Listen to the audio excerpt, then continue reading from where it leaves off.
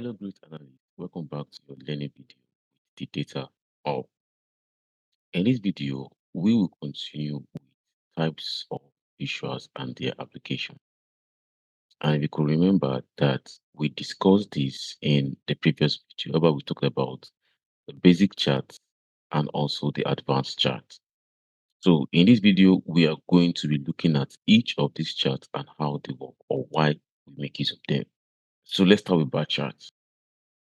What's a bar chart? A bar chart uses horizontal rectangular bars to compare values across different categories. Horizontal is when you are looking at something from left to right, not from up to down, or from left to right or right to left. Now, this bar helps to compare values across categories to know which of the categories has the highest or lowest.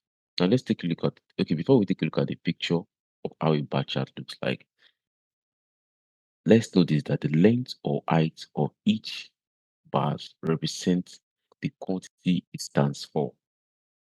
Take for instance, you can use a bar chart to complete you can use a bar chart to compare sales by product type or revenue by region. Now, sales or revenue, that's the numerical type, that's the quantity. Why the region or the product type is the categories. So you want to see how sales behave with product type or how sales behave with category. Like which product type has the highest sales or which region has the highest or lowest revenue.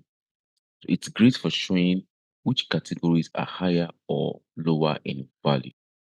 Now, this is a typical example of how a bar chart looks like. Now, let's look at this segment. We have the corporate segment, the SMB. We have the online segment, and also we have the retail segment. Then lastly, we have the wholesales. Now you can see that over here that this is the numerical part, this is the quantity, which could be the revenue. So how do segments behave with revenue? You can see that corporate has the highest or longest bar. Let's pick it of longest bar. That's the longest bar of close to $30 million. That shows that this is the segment that drives more revenue, followed by SMB, which have close to, let's say, 25 million. Then online, which has close to like 20 million or 22 million. Then retail, let's say 21. Then wholesale, which is the least, that's 20 million. So what this bar chart has helped us to visualize is that beyond what we can see from the number, it has brought light or pictorial or chart to that numbers, which make it easy for us to know how categories behave with the numerical part or the quantity. So which is what we have here. Now, what are the purpose of a bar chart? The primary purpose of a bar chart is to one, compare data across categories, like we have right here. Data is being compared across categories to know which of the categories drives more value and which one drives the least value. So with this, it has actually given us the an insight that okay, for us to have the OC segments to drive more revenue, we need to up the process or operations around this. Probably create more awareness or things like that to make it also drive more revenue. Another one we have is highlight difference between groups. Highlight differences between groups. Can you see the corporate SMB, online, retail, and wholesale? There are a lot of differences between them. Like I said the other time, one was having $30 million, another one 25, 22, 21, 20. So that's another point for bar charts. Also, it helps to show rankings or order. Still the same thing we're talking about. Corporate has the highest order or has the highest ranking or is ranked first and in orderliness because this has been sorted. If it's not sorted, you will just have it scattered around. Or if it's sorted in ascending or descending order, you have it like this. You're going to be seeing that in the practical section of this module.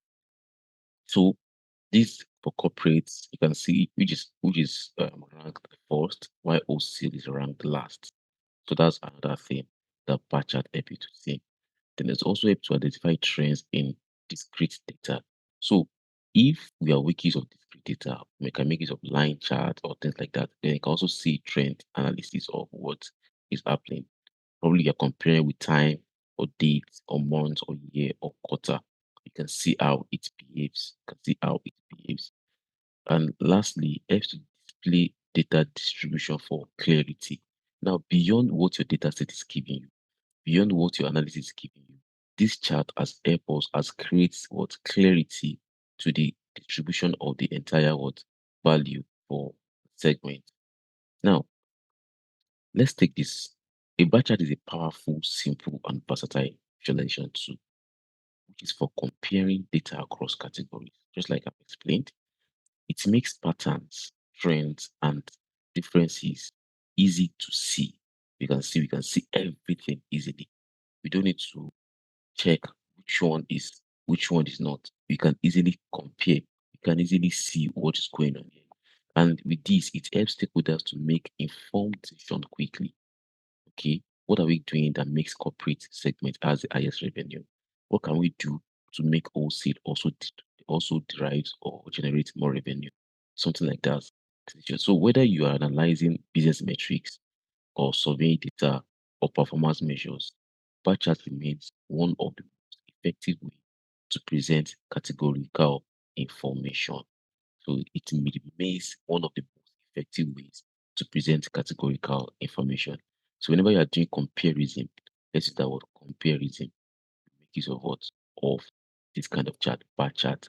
In the coming video, I was going to check another chart that looks like bar chart. It's called column chart, and you see that they do the same thing, but they just have different orientation. Thank you for staying to the end of this video. See you in the next. Bye for now.